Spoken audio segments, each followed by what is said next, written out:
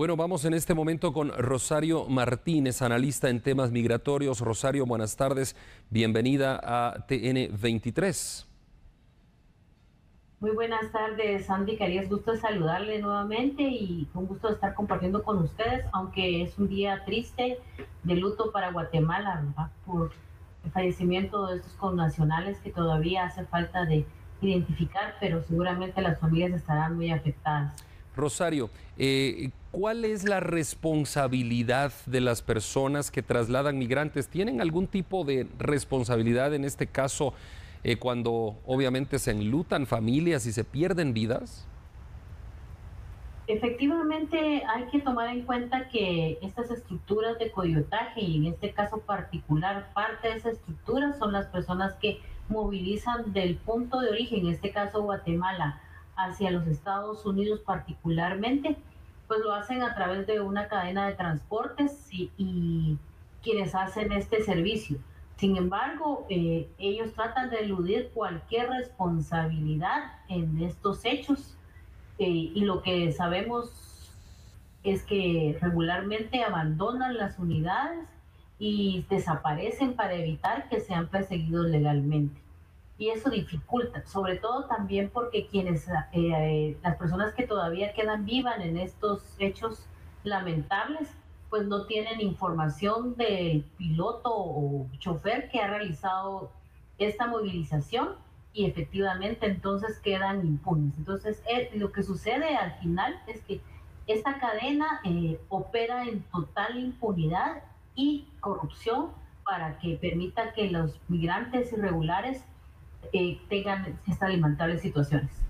O sea que en estos casos, Rosario, la justicia pues no es eficiente y digámoslo en alguna medida hay una falta de justicia para las personas que viajan en estas unidades y que pues quedan heridas y otros mueren y los familiares piden justicia, pero no hay a quien inculpar porque simplemente actúan, como usted lo ha dicho, en total impunidad. ¿Es correcto?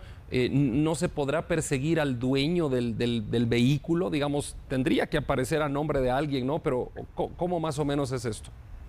Pues seguramente como sucede, nos han sucedido en diferentes otros hechos, tanto en Guatemala y en otros países, seguramente las pesquisas que desarrollan en este caso las autoridades del gobierno de México, pues desarrollarán e identificarán al dueño de estos transportes.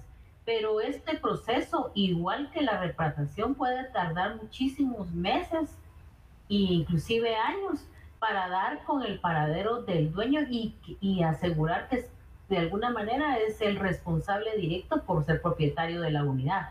Pero seguramente, como ha sucedido otras veces, contratan pilotos o esos vehículos son robados y es muy difícil. La verdad es que el acceso a la justicia es un camino muy largo para las familias cuando sus familiares emprenden un proyecto migratorio y suceden estos hechos. Rosario, las condiciones en las que viajan estas personas migrantes irregulares son realmente deplorables y son, obviamente, las tienen que aceptar porque van de camino a Estados Unidos, han pagado a un coyote, pero tienen que aceptar las condiciones que los coyotes pongan, ¿no? En este caso, una sobrecarga en cualquier unidad de transporte. Obviamente esto no está regulado porque si no la migración fuera ya legalizada y regular. La migración es legal, pero no en esta manera, ¿no? Así que, ¿cuáles son las condiciones más difíciles que tiene que enfrentar un migrante en su camino hacia Estados Unidos?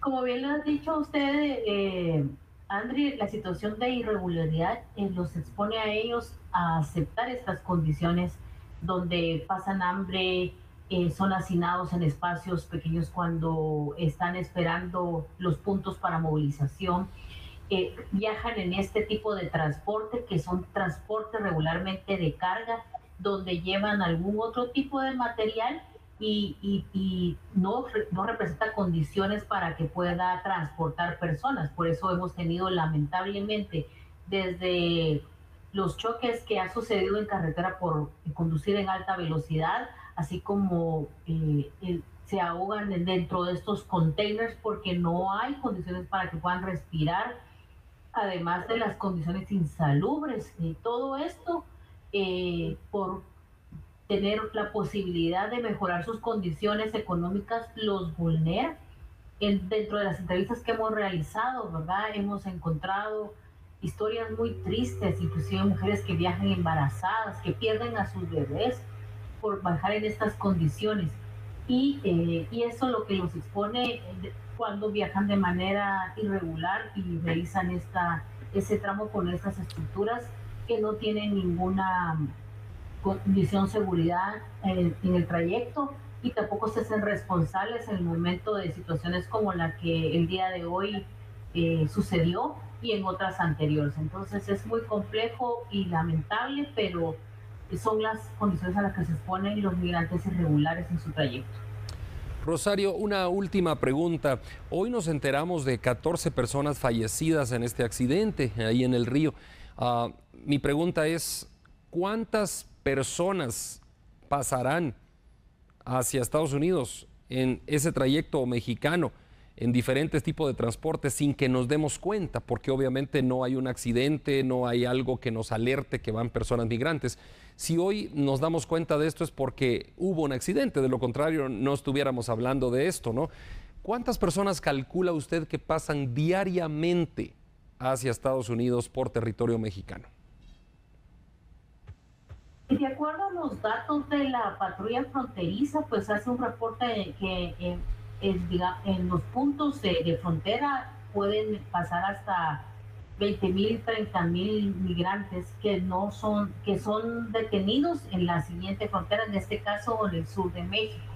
Pero esos datos varían según las condiciones y donde son interceptados y logran ser deportados, por ejemplo, a México.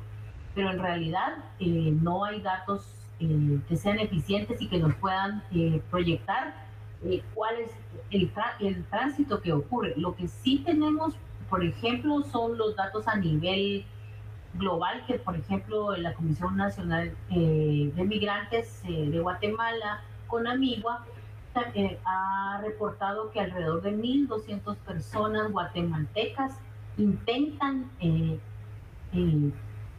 iniciar su trayecto migratorio desde Guatemala. Eso, si lo dividimos en 24 horas, estaríamos hablando que alrededor de 54 personas diarias intentan migrar por hora, y lo cual entonces se diluye la información y sobre todo no tenemos certeza de cuántos logran llegar a la frontera con México y luego a la frontera con Estados Unidos.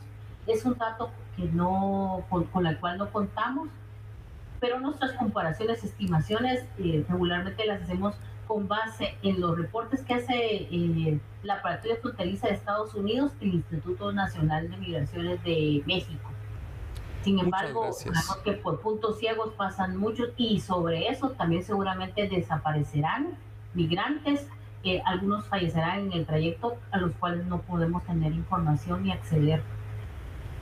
Muchas gracias Rosario Martínez, analista en temas migratorios, por habernos acompañado esta tarde. Imagínense ustedes, alrededor de 1,200 guatemaltecos cada día intentan cruzar la frontera. 1,200 guatemaltecos cada día. Estamos hablando de más de 40,000 por mes, guatemaltecos nada más. Bueno, es una situación complicada. No creo que se avisore un final en los próximos meses para este tema migratorio.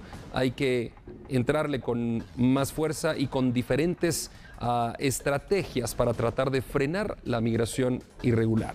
Hacemos una pausa con estas imágenes lamentables del accidente ocurrido en Tamaulipas. Quédese con nosotros.